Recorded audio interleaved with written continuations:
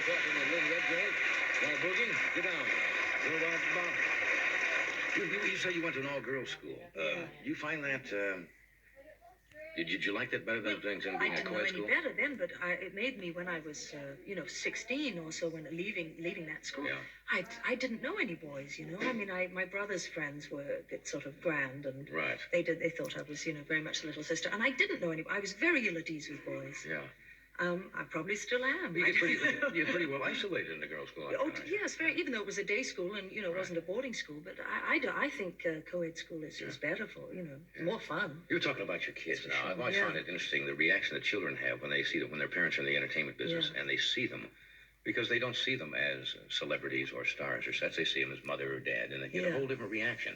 Mine are very funny because they quite often just leave the room when I'm coming on. And I say to them, am I that bad? Do you hate it? And say, oh no, you're great, Mom, you're the best and everything. But something else is on another channel. I'll go watch and I think it's a sort of an embarrassment in a way, That's it. But they love it. There's certain people who they love, who they're proud of me for working with. I mean, right now I'm working with Norman Fell.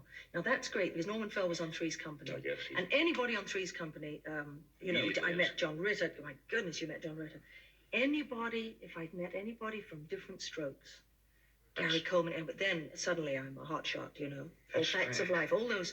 But just me, no, forget it, nothing, you shared a dressing room with Melissa Gilbert, great.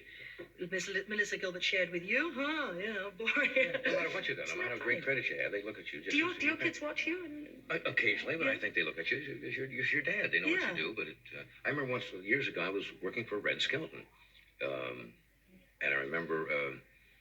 one of Red's children came down. They were quite young at the time. And Red was a monumental star. Well, still is, of course. And I had a local show on KNXT here in Los Angeles.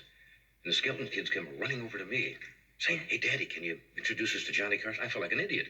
I said, their dad's Red Skelton, and they're coming over to meet me. But for them, it was just their dad was all there was to it. Yeah, it's very strange. And, of course, sometimes I think they really like me being an actress or performer or whatever, and they enjoy it. Do they like you when you do serious stuff? Or no, well, it depends on what sort of serious stuff it is. I mean, I did do St. Joan on Broadway. That's serious.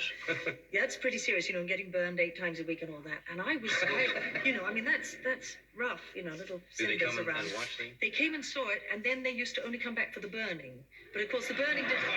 I would talk to your kids. Something is weird there. She'd be hey, they're setting fire to Mommy. She said, I'll just pop out and watch the burning bit, she said, And then she'd come back and fiddle with my makeup and play around. But they didn't. I was an awful mummy then. I mean, I was really rotten because, if you're playing something that heavy, you wake up in the morning, you only know you're going to do it. And I was always either taking a nap or getting dramatic or setting fire to things. I mean, it was very, very upsetting. My dad was like that when I was little. I know my dad wasn't a great one for, family life, really, except when he was in a comedy. And when he was in a comedy, if he was doing like Benedict in Much Ado or something like that, then it was sing-songs around the piano and looking at nature in the sky and the leaves. And if he was doing Strindberg, then you didn't go near him. I didn't see him once for months on end. That's interesting. He was always in his room preparing for Strindberg, and I kept away, That's interesting. A bit unnerving. We're going to take a break. Franklin DeJaya is with us. Tom Hanks, stay where you are. We'll be right back.